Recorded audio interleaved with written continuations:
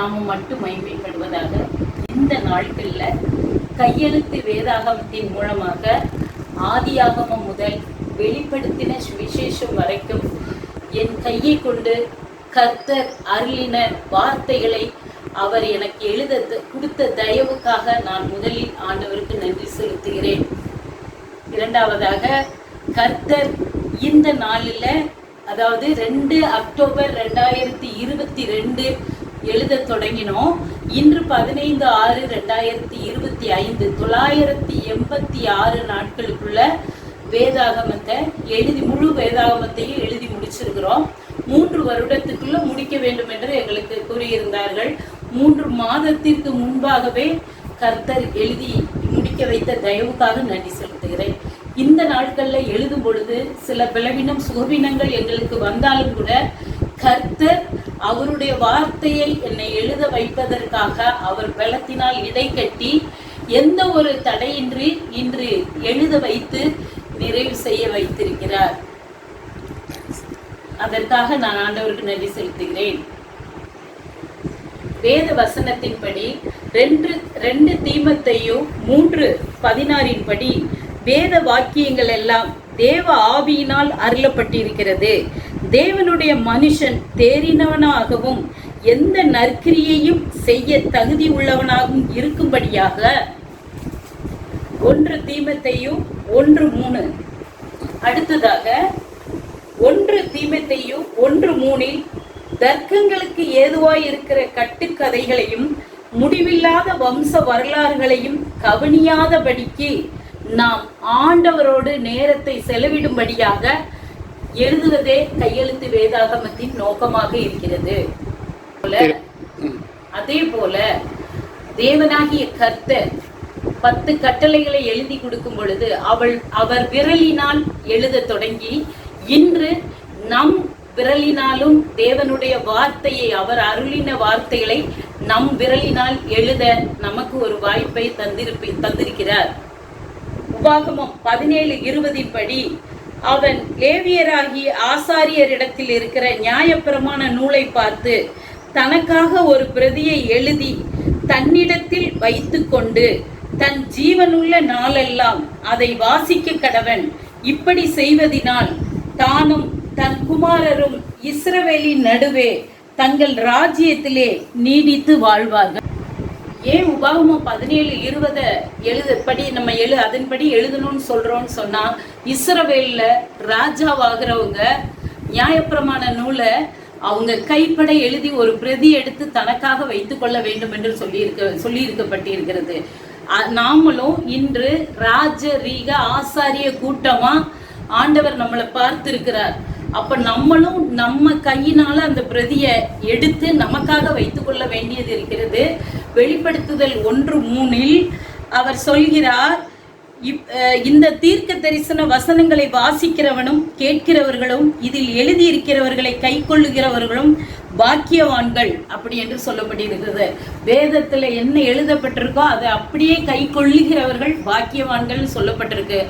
ஆக இப்படியாக வேதாகமத்தை வாசிக்க, நேசிக்க, விசுவாசிக்க, அதை வாழ்வாக சுவாசிக்க, எழுதி மகிழ்ந்து ஆண்டவருடைய ஆசீர்வாதத்தை நாம் பெற்றுக்கொள்வோம். ஆமேன், ஹல்லேலூயா. நீங்களும் அந்த ஆசீர்வாதத்தை கையெழுத்து வேதாகமத்தின் மூலம் எழுதி பெற்றுக்கொள்ள நான் விரும்புகிறேன். எழுதுவீங்கன்னு விசுவாசிக்கிறேன். ஹல்லேலூயா.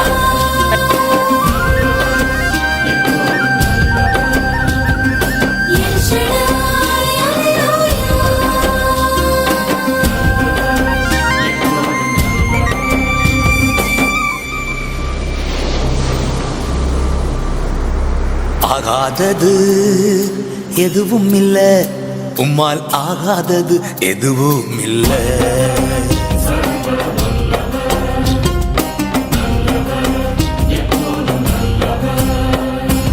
ஆகாதது எதுவும் இல்ல, உம்மால் ஆகாதது எதுவும் இல்ல.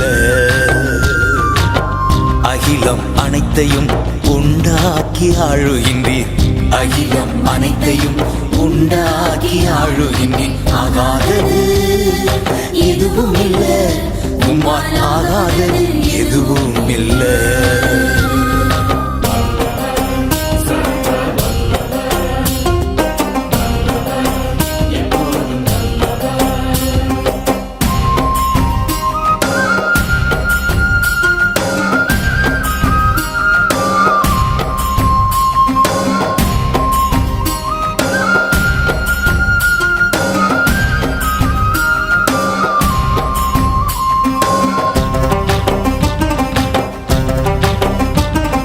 துதி செய்ய தொடங்கியதும் எதிரிகள் தங்களுக்குள் வெட்டுண்டு மடிய செய்தி.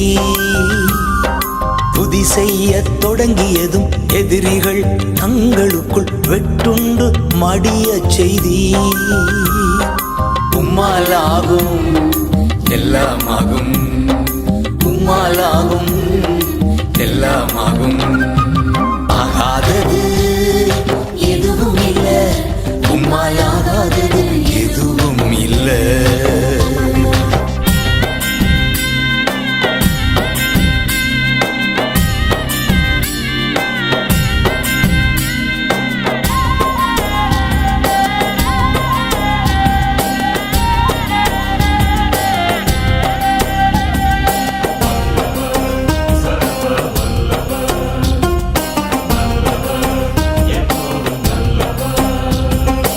அலங்கார வாசலிலே அலங்கோல முடவன் அன்று நடந்தானே இயேசு நாமத்தில்.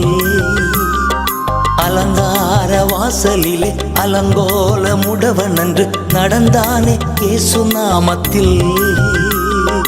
உம்மாலாகும் எல்லாமாகும் டாடி, உம்மாலாகும் எல்லாமாகும்.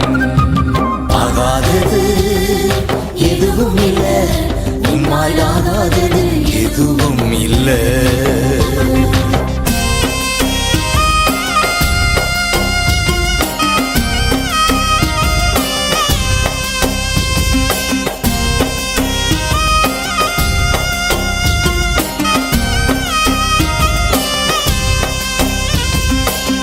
கோலும் கையுமாக பிழைக்கச் சென்றார் யாக்கோபு, பெருகச் செய்தீர் பெருங்கூட்டமா.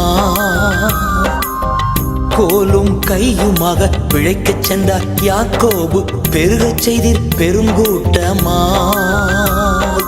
உம்மாலாகும் எல்லாம் ஆகும், உம்மாலாகும் எல்லாம் ஆகும். ஆகாதது எதுவும் இல்லை, உம்மாலாகாதது எதுவும் இல்லை.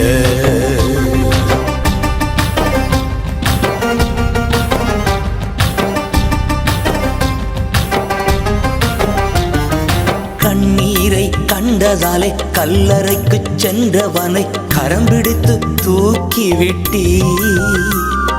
கண்ணீரை கண்டதாலே கல்லறைக்கு சென்றவனை கரம் பிடித்து தூக்கிவிட்டி.